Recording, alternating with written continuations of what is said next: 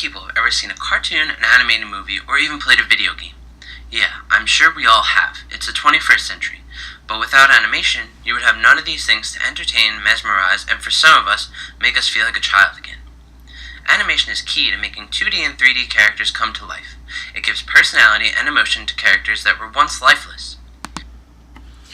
I like your attention grabber. It makes me interested and want to furthermore listen to your speech.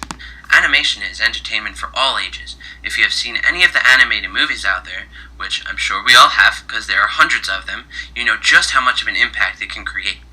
It is used everywhere for TV advertisements, video games, movies. It truly is everywhere.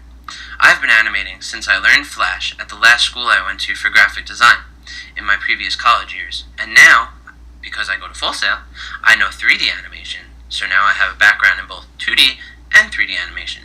Thank you, Full Sail. The main points I'm going to talk about in this speech are 1. Why is animation important? 2. How it's created, and 3. The impact it makes on us as a whole. I like that you gave structure to it, letting your audience know where we're going and what journey we're going on as far as your speech. So my first main point of why it's important, to me, I believe animation is important for more than just entertainment uses. I believe it's also used, no, I don't believe, it is used in physics research and scientific. I think for a more so informative essay, you shouldn't put as much of I believe because that can become more persuasive or opinionated. Research. I found an article called Interactive Character Animation Using Simulated Physics. And I quote, in this article it says, "Physics simulation offers the possibility of truly responsive and realistic animation, despite wide adoption of physics simulation for the animation of passive phenomena such as fluids, cloths, and ragdoll characters. Commercial applications still resort to kinematics-based approaches for the animation of actively controlled characters." So this means you can test animations for fluids, meaning how fast something is going to pour, or cloths, how something will fall across another object, and ragdoll characters, which can be used to test crash test dummies and stuff like that. Rather than actually damaging a real car, you could do it with animation, which is great because it could save money. Stuff like that. My second point is how it's created. Animation in any form is challenging to make look good and fluid. It can be very time consuming and take a lot of patience. So far, I like the information that you're putting into the speech, giving me facts where they came from. The article I found for it is a little scientific, but it does have the right process. In the article, 3-dimensional reconstructions come to life. The article explains, and I quote, "One component was moved relative to the other, finding its terminal positions, its fully extended and its fully depressed position, and for each a keyframe was created, thus defining the beginning and the end of the motion. Intermediate frames were interpolated automatically using linear interpolation setting.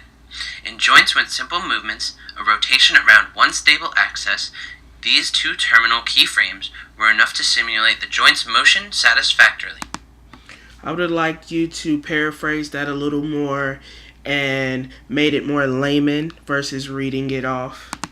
However, in most cases, the position of an animated component required realignment during the movement, and between 2 and 6 additional keyframes at an intermediate position had to ensure precise simulation. Now I know this is a lot of scientific words, even for me. I do know what it means because I am an animator, and I do understand it, but in layman's terms, for every movement of a limb, there needs to be a keyframe. So if I want my arm to go from here to here, there would be a keyframe here, in between. I like that you begin to explain it in layman terms, what it means for someone who isn't into animation. And then here, just to get that one precise movement to look fluid. So, yes, it could be tedious and time-consuming, but to a person like me, I enjoy making things come to life, so this process isn't really so tedious for me as it is fun.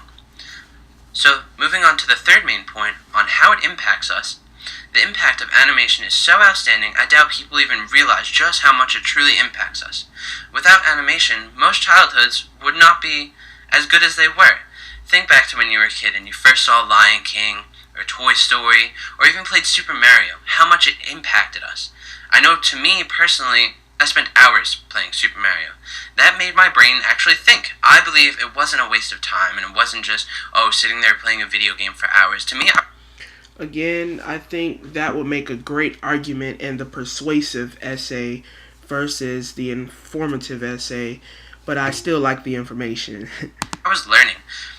In my own way. It was developing my brain to problem solve and all this. So moving on.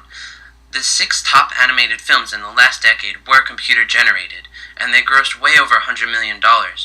That's obviously showing that animation has an impact on us.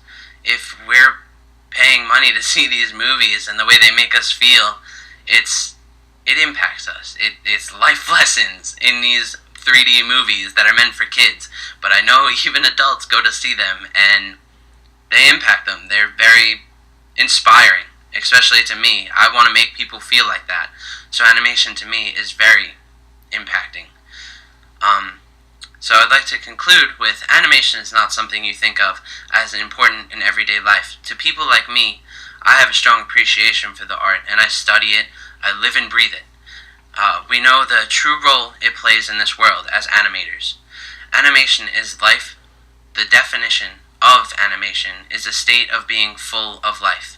To me, this means we're all animators in a way. We are all full of life and ready to make something beautiful. And below, I will list all my references that I used to put this together. So thanks for watching. I love the speech overall. It was a great speech and very informative. Thank you, Frankie.